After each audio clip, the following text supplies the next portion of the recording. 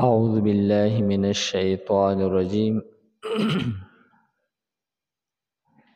بسم الله الرحمن الرحيم في الدنيا والآخرة ويسألونك عن اليتامى قل إصلاح لهم خير وإن تخالطوهم فإخوانكم والله يعلم المفسد من المصلح ولو شاء الله لأعنتكم إن الله عزيز حكيم. مخکی آیت مبارکه کیو فرمایل د شراب او د جواری په باره کې حکم بیان کو چې په دې کې د خلکو د پاره سپیدی هم شته دي او په دې کې ګناه هم ده او د دې نقصانات او ګناه دا د دې د پیدو نه سیوا ده. او بیا یې فرمایل چې ستاسو نه تپوس کولی کېږي په باره د مال کې چې دوی څومره مال خرج کړي. نو یې فرمایل چې زیاتی د ضروریات اصلیو نه. نو دې دریو واړه مسایل په باره کې وفرمایل چې دغه شان الله تعالی تاسو ته آیتونه بیانوي چې تاسو فکر وکئ د خپل دنیا او د آخرت په باره کې. فی الدنیا والآخرت دا آیت گوی چې د معقبل سره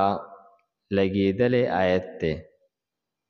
تاسو دنیا او آخرت دواړو باره کې فکر وکئ. لکه د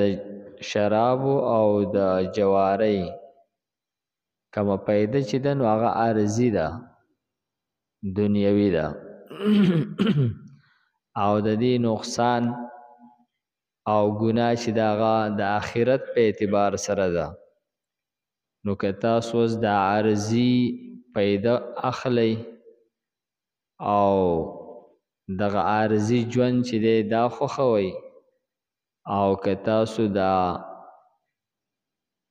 دایمي پیدا او د همیشه دا ژوند چې دی دې باره کې تاسو فکر وکئ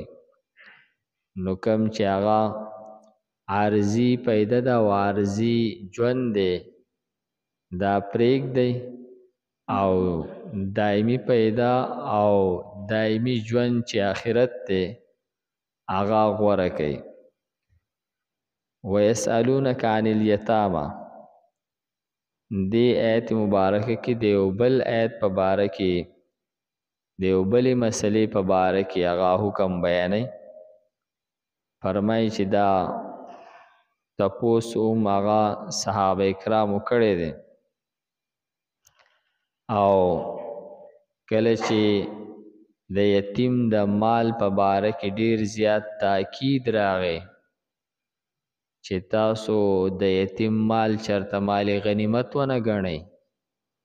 چې اسیم د دې ماشوم پلار وفات شو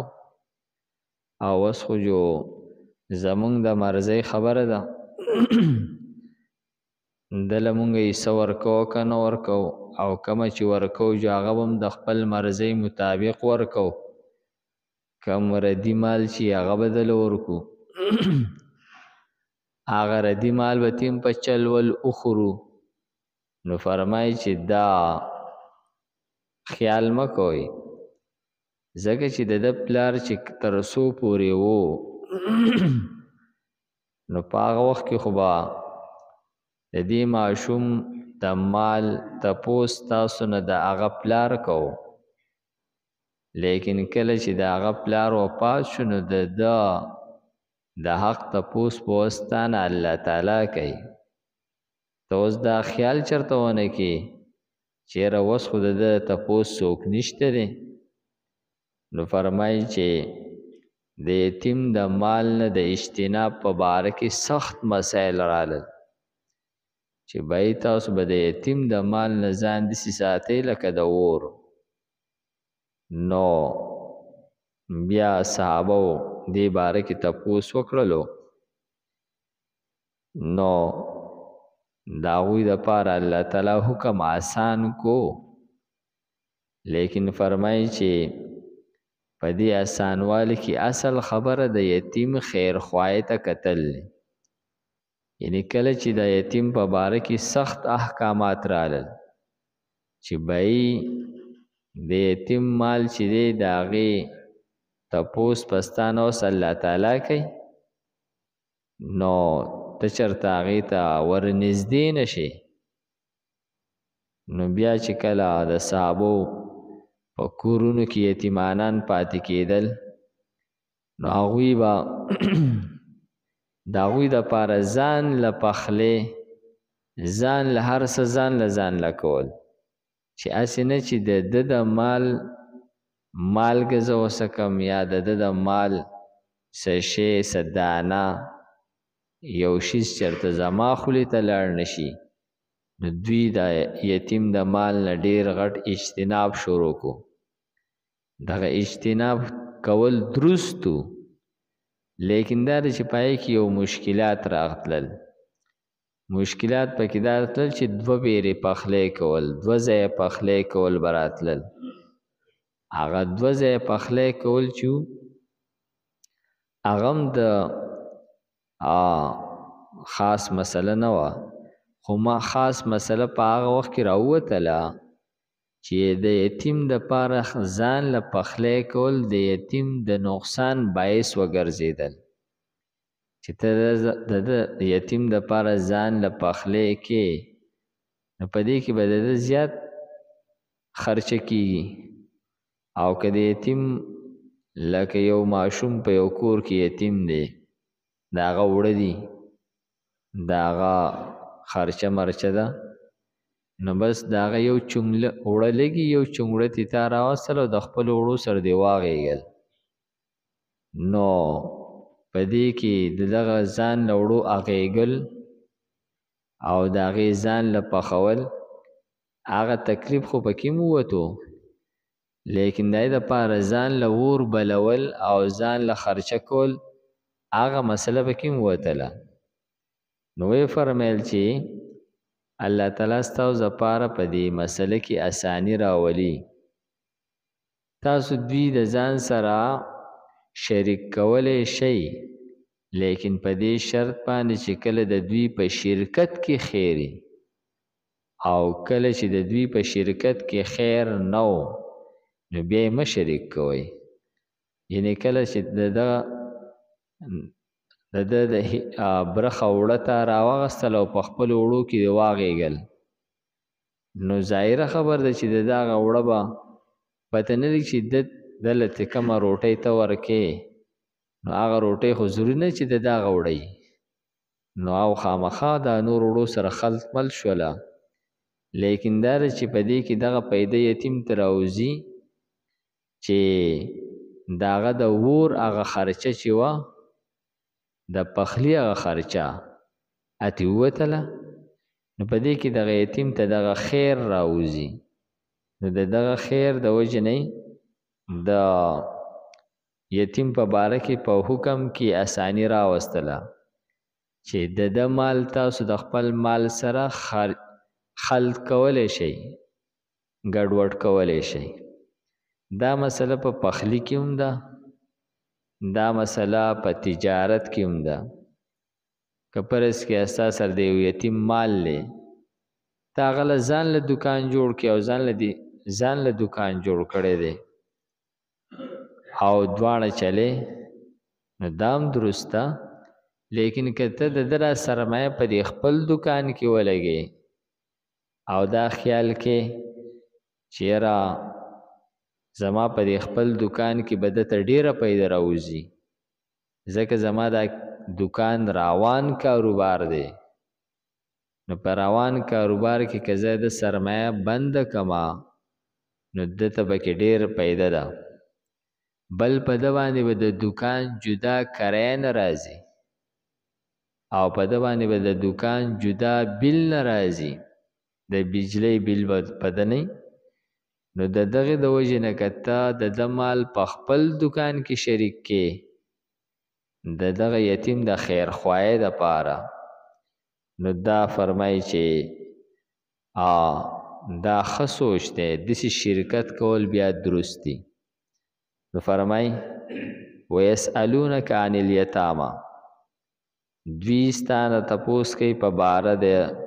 یتیمانانو د مال په باره کې قل ته ورته ووایه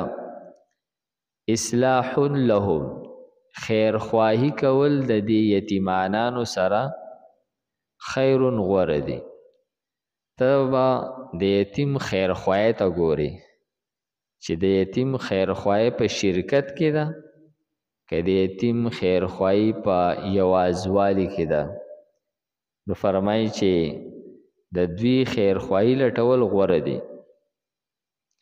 وَإِن تُخَالِطُوهُمْ نو که چېرې دوی تاسو د ځان سره شریک کوي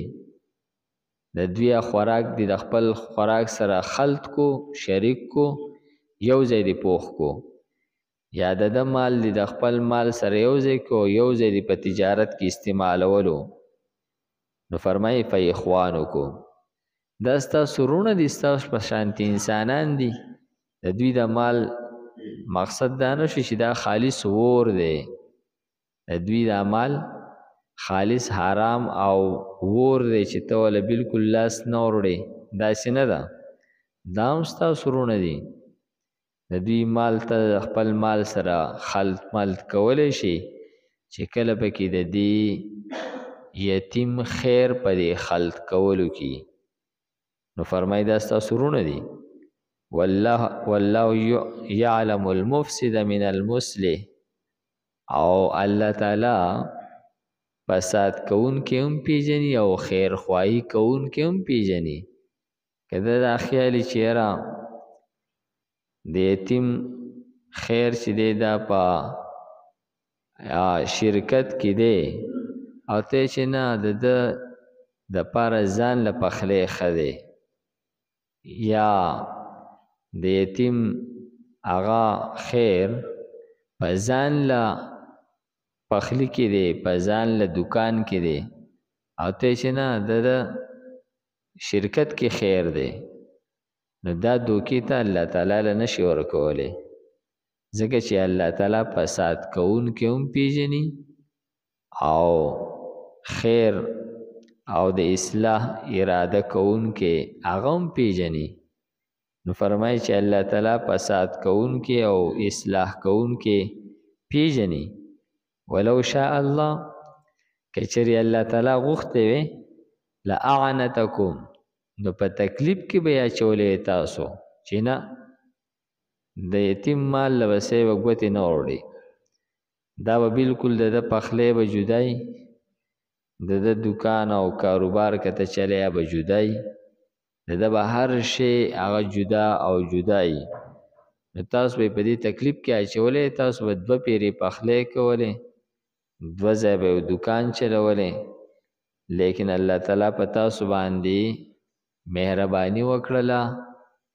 مسلې تاسو ته اسانه کړله تاسو به د دې مسلې د اسانوالي نه غلطه پیدا نه الی تاسو به داسې نه کوئ چې تاسو وایئ چې زه مسله اسانه شو چې اوس خپل پیدې غرض ته ګوره فرمایي چې نه دا اساني چې الله تعالی راوستله په تاسو باندې د دې دپاره چې تاسو به د یتیم خیر خواهی ګورئ ورنه الله تعالی به تاسو ته دا مسله ګرانه کړې وی بیا به تاسو ته زیات تکلیف او مشقت وی او تاسو به 2 ځای کړاو کولی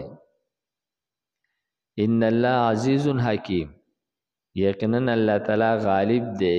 او حکمت والا دی الله تعالی څنګه حکم وکړي هغه شانتي به بیا تاسو خامخا کوئ نو ستاسو دپاره اساني راوستله نو تاسو د هغې نه غلطه پیدا مه الی